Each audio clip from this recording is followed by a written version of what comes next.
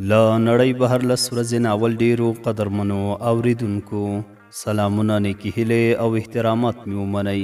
قدرمنو اوریدونکو، له نړۍ بهر لس ورځې ناول درېیمې او خوندورې برخې ته مو زه سمیع الله ایوبي هرکلی کوم. دا هم تاسې او دا هم د ناول درېیمه برخه. امید لرم چې تر پایه پورې راسره واورئ.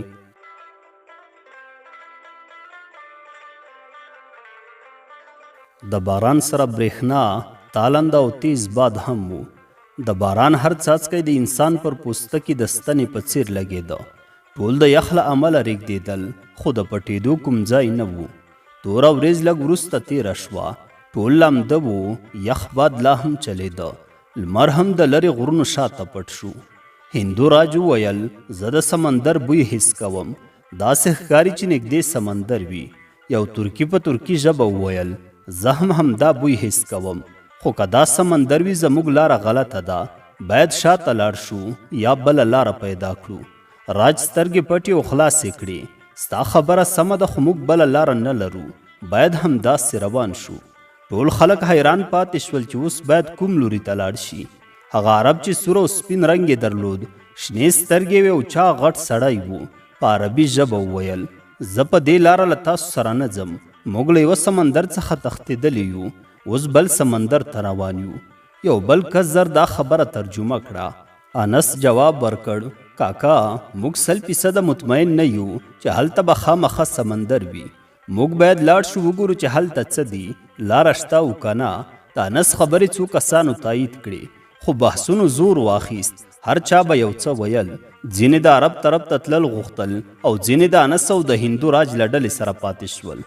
زهرا هم د انس په خوا ولاړه وه، خو امیر ورپسې راغی، لاس یې ونیو او د عرب ډلې لور ته یې کش کړه. همدا وخت هغه سور تورکی چې زیړ ویښتان یې درلودل او ګرده خولۍ په سر وه، غږ وکړ، تاسې دا لانجه دلته پرېږدئ، دا وخت د جګړې نه دی، تاسې څه کوئ ها؟ ټول یو لحظه چوپ شول. بیا د هندو راج خبره په ګډه ومنله او د هغه په لوري روان شول. ماښام نږدې کېده چې ورسېدل. رښتیا هم د هندو راج او د انس د اټکل سره سم هلته سمندر و، خو د ساحل پر غاړه هر ځای مات مات لرګي پراته وو. د سمندر څپې سختې وې، یوه پر بله پسې راتلې.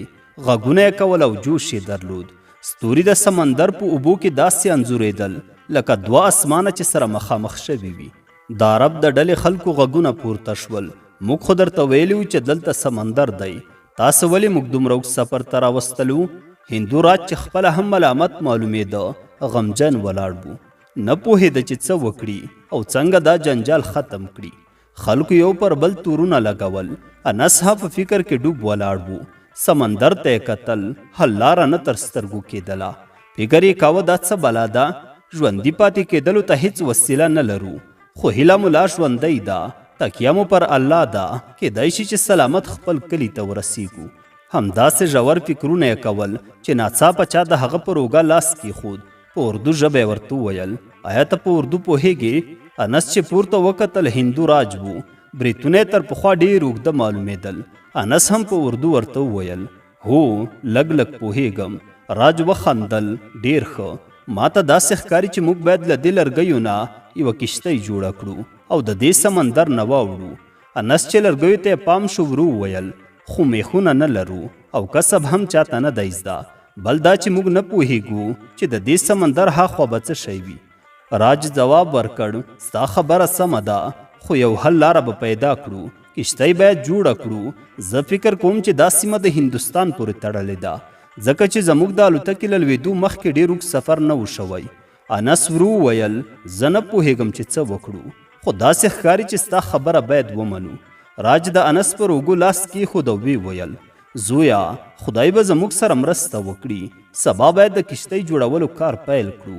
انس ورته وویل، ولې همدا اوس نه پیلوو؟ راج ځواب ورکړ، اوس تیاره ده، هیڅ نه لیدل کېږي. بیا دواړه د خلکو خواته لاړل او ټولو ته یې وویل، اوس آرام وکړئ، سبا به د کښتۍ جوړولو کار شروع کړو. ټولو ومنله، خو خلک سخت وږي وو. 2 ورځې شوې وې چې هیڅ یې نه و خوړلي، یوازې اوبه څښلې. انس له سمندر څخه لږ لرې لاړ، ویشګلنې غونډۍ ته وخوت، سر یې پرې کېښود، اسمان ته یې کتل.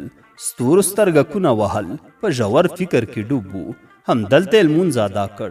شپه ورو ورو تېرېده.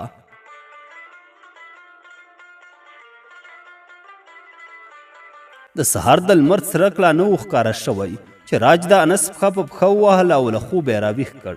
انس د شپې ښه ارامه خوب کړی و، خو دلته هوا ډیره سړه وه او د ځان ژغورنې لپاره یې هیڅ امکانات نه درلودل. لومړی یې اوبه راواخیستې او دس یې وکړ او د سهار د لمانځه لپاره ودرېده.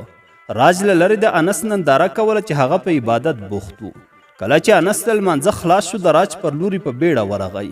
راج تر دې دمه ډېر خلک او ځوانان دې کار ته چمتو کړي وو. انس له مسکا سره وویل: راجا، آیا د میخونو غم دې هم وخوړ؟ راج د لرګیو څو ټوټې په لاس کې نیولې وې. سترګې یې رڼې کړې او ویې ویل: هو، ما ټوله شپه په همدې فکرونو کې تېره کړه چې څنګه به بې له میخونو کښتۍ جوړه کړو.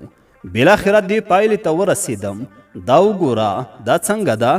راج و د لرګیو ټوټه ور وښوده چې 3 نورې ټوټې ورسره کلکې نښتې وې. انس حیران شو، دا څنګه؟ بې له دې چې میخونه پکې ټک وهل شي دومره کلکې سره نښتې؟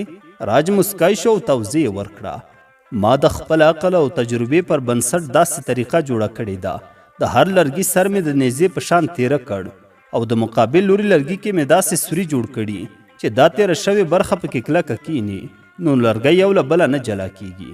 انس ورته وویل: تا خو واقعا ډېر زحمت ایستلی. دا طریقه خو ډېره ښه ده، خو دا وایه موږ به له دې وړوکو لرګیو نه څنګه دومره لویه کښتۍ جوړه کړو او څنګه به دا کار زر زر خلاص کړو. راج له هیلې ډکه لهجه کې ورته وویل: کار لږ سخت دی، خو موږ ډېر خلک یو. باید هر څوک د ځان د ژغورلو لپاره کار ته مټې راونغاړي. هیڅ څوک باید له کاره شاته پاتې نه شي. هغه که هلکان دي او که نجونې، په ګډه د کښتۍ جوړولو کار پیل کړو. راج لارښوونه کوله، نورو کار کاوه. تر څاښت پورې د کښتۍ ځینې برخې جوړې شوې وې، خو خلک نور د کار کولو توان نه درلود، ځکه ټول وږي وو او په بدن کې انرژي نه وه پاتې. خو دا متل دی چې د دنیا کار په امید روان دی. هغوی هم خپلې هیلې نه پرېښودل او کوشش یې کوه چې کار بشپړ کړي. ټول لکه میږیان د سیند غاړې ته منډې وهلې، لرګي له سینده رایستل. یو کس حیران شو: دا لرګي نو دلته څنګه راغلي دي؟ بل کس ځواب ورکړ: ما څو ورځې مخکې په انټرنیټ کې لوستی وو چې د بنګلادیش یوه لویه بیړۍ ډوبه شوې ده. ښایي دا لرګي هم د همغې بیړۍ پاتې شوني وي. کار ډېر چټک روان و. د غرمې لمر ښه ګرم و او د دوی د شپې یخ بیخي هیر شوی و. زهرا د خپل ورور نصیب او امیر ترڅنګ ناسته وه. نصیب عمر کې کوچنی و، شاوخوا 15 کلن، خو د ده کارونه د 50 کلن سړي په څیر وو. هغه ناست و فکر کې ډوب و. بیا یې زهرا ته وویل: خورې. زهرا ورته وویل: وایه ورورجانه څه دي؟ نصیب ورته وویل: ستا ولې له امیر نه بد راځي؟ ولې ته له هغې لرې ګرځې؟ حال دا چې هغه ستا کوژدن دی او ستاسو واده هم ډېر نږدې دی. زهرا حیرانه شوه: ولې داسې پوښتنې کوې؟ هو، امیر زما کوژدن دی، خو ته هم خبرې چې پلار مې ژوندی و. زه زما له اجازې پرته کوژده کړې وم. اوس چې بابا نشته، زه دا خپلوي نه قبلوم او نه هم ارزښت ورته ورکوم. ته دا خبرې مهرباني وکړه، د امیر یا انس په مخ کې مه کوه. نصیب ورته وویل: انس څوک دی؟ زهرا ناڅاپه غلې شوه. د خبرو سلسله یې ورکه شوه. بیا یې ورو وویل: هغه زما ملګری دی، ته یې نه پېژنې. نصیب خپله خور په غېږ کې ونیوله او پر مخ یې ښکل کړه.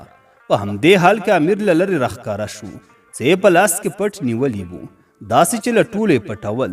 هغه د زهرا او نصیب لوري ته راغی او د زهرا ترڅنګ ډېر تنګ کېناست. ورو یې وویل: دا واخلئ، تاسو دواړه یې وخورئ. زهرا ور وکتل، امیر په لاس کې پاکټونه نیولي وو چې حلال پرې لیکل شوي وو. زهرا ورته ویل: دا څه دي؟ له کومه دې راوړي؟ امیر ورته ویل: دا مې د سیند غاړې ته د لرګیو ترمنځ پیدا کړل. ښایي دا د همغې غرقې شوې بیړۍ د مسافرو خواړه وي، خو اوس خدای موږ ته راکړل. دا واخلئ، په پټه یې وخورئ، خو پام کوئ چې نور خلک مو ونه ویني. زهرا هم په بیړه پاکټونه واخیستل او ځینې خپل ورور نصیب ته ورکړل. امیر بیا د کښتۍ لوري ته لاړو. زهرا پاکټونه خلاص کړل. په ځینو کې بریاني وریجې وې او ځینې کې نور خوراکي توکي، خو ډېرې یې خراب شوي وو. ټولو بو وهلي وو او خپل کیفیت یې له لاسه ورکړی وو. زهرا لږ څه ترې وخوړل او ځینې پاکټونه یې پټ په بغل کې واخیستل او د انس په لور روانه شوه.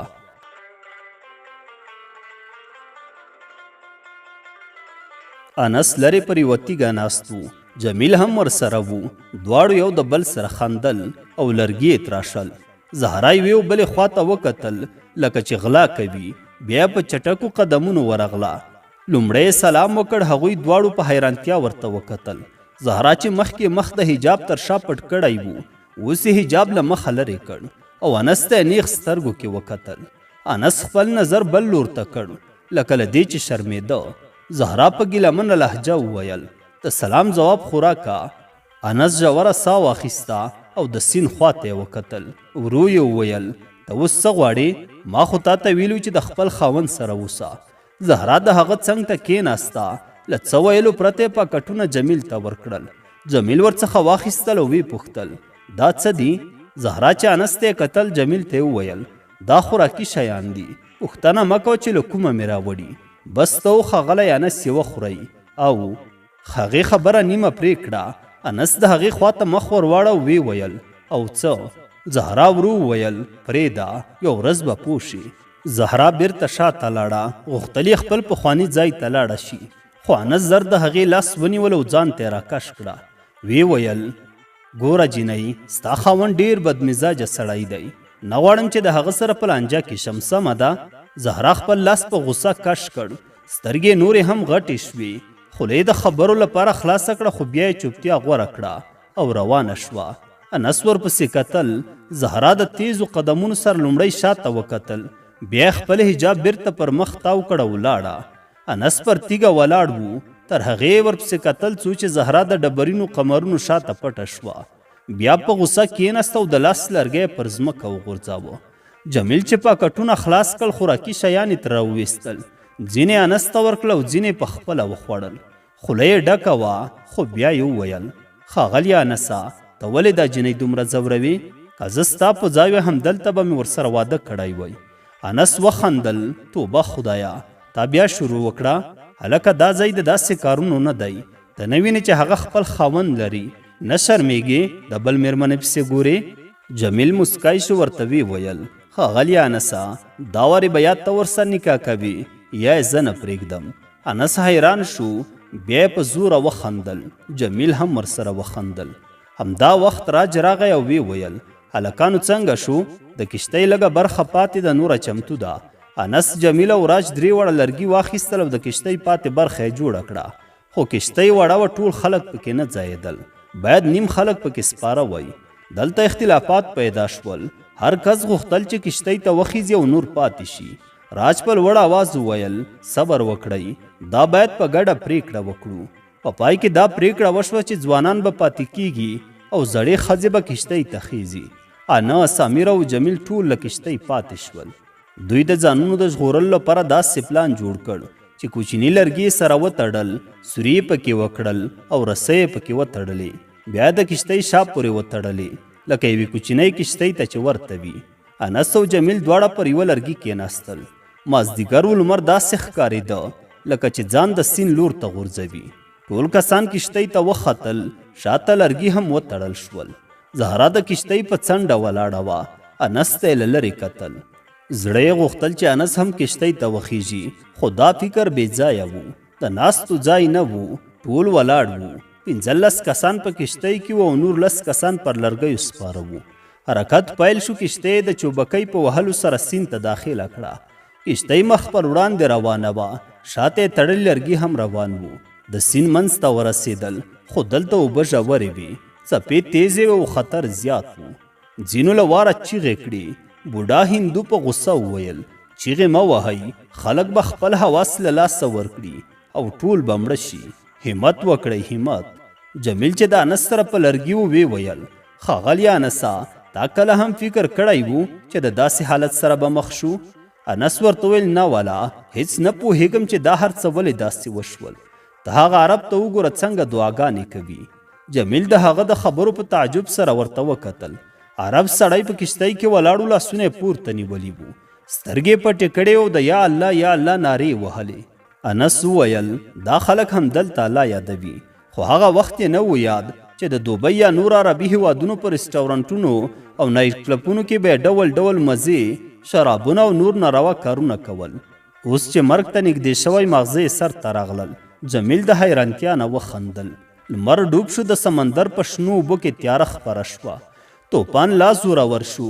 کشتۍ کږه وږه کېدله. خلکو چیغې وهلې. بوډا هندو حیران ولاړ و. خبره یې له خولې نه راوتله. زهرا خپل ورور نصیب ټینګ په غېږ کې نیولی و. ویښتان یې د باد له زور څخه یوې او بلې خوا ته اړېدل. هغه یوازې انس ته کتل. سترګو کې یې اوښکې ډنډ وې، خو هیڅ یې نه ویل. یوازې انس ته کتل. باد ډېر سخت و. هغه کسان چې په لرګیو باندې وو هغوی هم یوې بلې خوا ته روان شول. د ځینو رسۍ وشکېدې او ځینې د کښتۍ له کږېدو سره سم اوبو ته ولوېدل. ځینو نورو خپل ځانونه کلک نیولي وو. زهرا چیغې وهلې، انسه انسه کښتۍ ته راشه. انس هڅه کوله هم ځان وساتي او هم جمیل. ناڅاپه د لرګي له یوه سر نه لاسونه خلاص شول او اوبو ته ولوېده. جمیل سمدلاسه هڅه وکړه چې انس له اوبو راوباسي، خو هیڅ فایده یې ونه کړه. کښتۍ مخکې لاړه، انس شاته پاتې شو.